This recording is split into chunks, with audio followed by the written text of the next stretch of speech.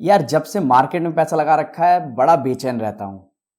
दोस्तों, अगर आपने भी मार्केट में पैसा लगा रखा है और उसकी वजह से आप बेचैन रहते हो और फोकस नहीं कर पाते अपने बिजनेस पे, अपनी जो भी जॉब है उस पर, तो ये वीडियो आपके बहुत काम आने वाली है।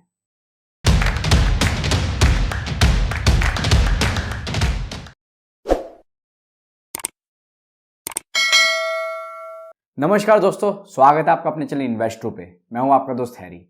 दोस्तों, आज की वीडियो में हम बात करेंगे कि इन्वेस्टर्स बेचैन क्यों रहते हैं, कैसे अपनी बेचैनी वो कम कर सकते हैं और क्या उन्हें सच में बेचैन रहना भी चाहिए कि नहीं।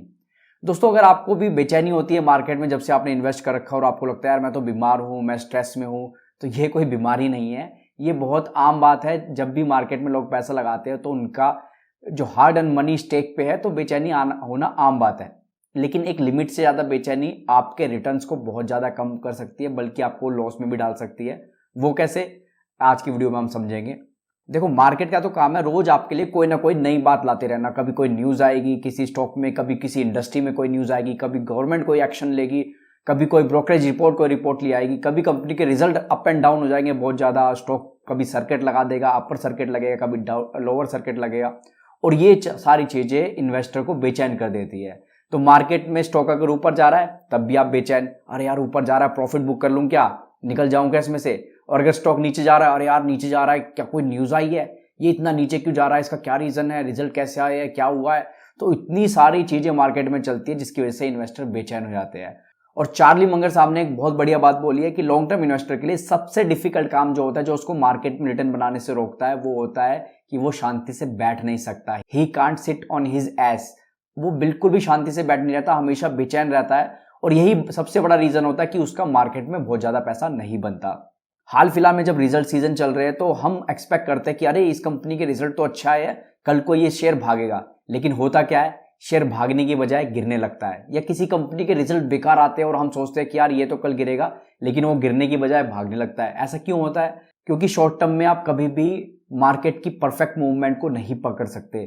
किसी स्टॉक में किसी न्यूज के बाद अपसाइड आएगी या डाउनसाइड आएगी, ये डिपेंड करता है कि उसमें पोजीशन कैसी बनी हुई है, उसमें ऑपरेटर कितने एक्टिव है, उस दिन न्यूज आने से पहले ही उसमें कैसी पोजीशन ऑपरेटर्स ने बना रखी थी, या फिर अगर वो स्टॉक एफएनओ का पार्ट है तो फ्यूचर ऑन ऑप्शन में कैसे कॉन्ट्रैक्ट ऑलरेडी हो रखे हैं, उसके बेस पे वो अगले दिन रिएक्ट करेगा। और हम क्या करते हैं कि नहीं नहीं, ये तो ऐसा ही रिएक्ट करना चाहिए, अगर ऐसे रिएक्ट नहीं करा तो पैनिक में आ जाते हैं।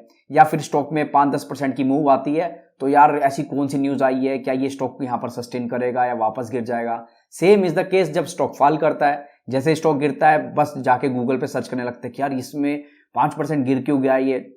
तो शॉर्ट टर्म में ट्रस्ट मी, आपके हाथ में कुछ भी नहीं रहता। अगर आप एक लॉन्ग टर्म इन्वेस्टर है और शॉर्ट टर्म की नॉइस को आप अवॉइड करना नहीं जानते, तो बेचैनी तो रहेगी रहेगी, साथ में गलत डिसीजन भी हो जाएंगे। गलत टाइम में स्टॉक को बाय कर लोगे, गलत टाइम में स्टॉक को सेल कर दोगे, और फिर पछताओगे कि यार मार्केट में मेरा रिटर्न नहीं बना। तो इसलिए बेचैनी आपके रिटर्न को बहुत ज्यादा कम कर देगा या फिर अनइवन लॉस आपको दे सकता है। एक एग्जांपल मैं आपको देता हूं कि अभी एक कंपनी थी जिसपे मेरा बिजनेस मॉडल पे काफी ट्रस्ट था, हालांकि वो लॉस मेकिंग थी, न्यू एज टेक कंपनी थी। तो उस कंपनी को मैं डे 1 से लिस्ट हो रही थी तब से मैं ट्रैक कर रहा था, कुछ मैंने उसमें अपनी स्टेक भी बनाई। और जैसे ही यूफोरिया न्यू एज कंपनी का खत्म हुआ, स्टॉक में करेक्शन आती रही, लेकिन मेरा ट्रस्ट था उसके बिजनेस मॉडल पे।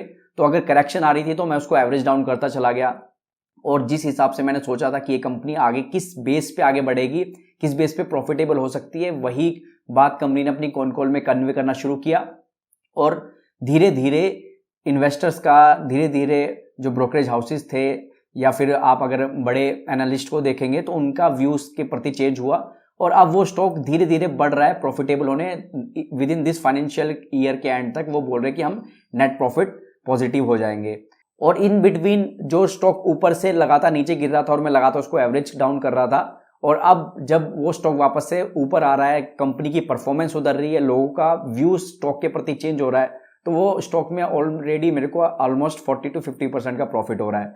लेकिन हाल फिलहाल में जब कंपनी के रिजल्ट आए तो रिजल्ट के बाद से वापस से एक ब्रोकर हाउस ने बोला कि ये कंपनी तो अभी बहुत ज्यादा प्रीमियम पे ट्रेड कर रही है, यहाँ से सस्टेन नहीं करेंगे, और स्टॉक वापस से गिरने लगा। तो मैं क्या करूं, जो मैंने 1.5-2 साल से उस कंपनी को लगातार स्टडी किया है, पेशेंस के साथ उसको होल्ड किया है, लगातार उसके बिजनेस को ट्रैक कर रहा हूं, उसको बेच दूं क्योंकि एक ब्रोकरेज रिपोर्ट गलत आ गई है उसके प्रति? नहीं। उसके बेस पे मैं डिसीजन नहीं लूंगा। कई बार तो है ना, ये ब्रोकरेज रिपोर्ट भी आपको कंफ्यूज करेगी। फॉर एग्जांपल मेरी XYZ ब्रोकरेज हाउस है और मुझे इस कंपनी के शेयर खरीदने थे, लेकिन मैं मिस कर गया, बाकी सब ब्रोकरेज हाउस ने खरीद लिए और मैंने मिस कर दिया। तो हाल फिलहाल में उस कंपनी पे 2 ब्रोकरेज हाउस की रिपोर्ट पॉजिटिव आई और 1 की नेगेटिव आई। तो हो सकता है, कोई बड़ी बात नहीं है कि 2 ब्रोकरेज हाउस ऑलरेडी उसको खरीद के बैठे हो, लेकिन ये तीसरा वाला उसको ना खरीद के बैठा हो, तो उसको लग रहा है यार नेगेटिव रिपोर्ट लाओ, स्टॉक नीचे आएगा, हम अपने क्लाइंट्स को खरीदवा देंगे। तो इस मार्केट में कुछ भी पॉसिबल है।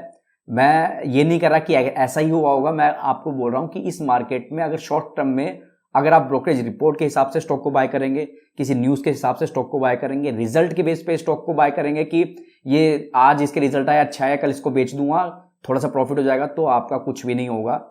आपको रिजल्ट को एनालाइज करना पड़ेगा, बिजनेस को एनालाइज करना पड़ेगा, पेशेंस रखने पड़ेंगे और अपने अच्छे स्टॉक्स पर बैठना पड़ेगा।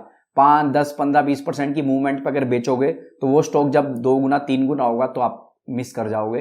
तो पैनिक आपको नहीं करना, पेशेंस रखोगे, अगर ज्यादा बेचैनी नहीं रखोगे तो ही आपका मार्केट में लॉन्ग टर्म में पैसा बनेगा। और आज की वीडियो में इतना है दोस्तों। अगर वीडियो अच्छी लगी हो तो लाइक कीजिएगा, फ्रेंड्स और रिलेटिव के साथ शेयर कीजिएगा। Thank you so much.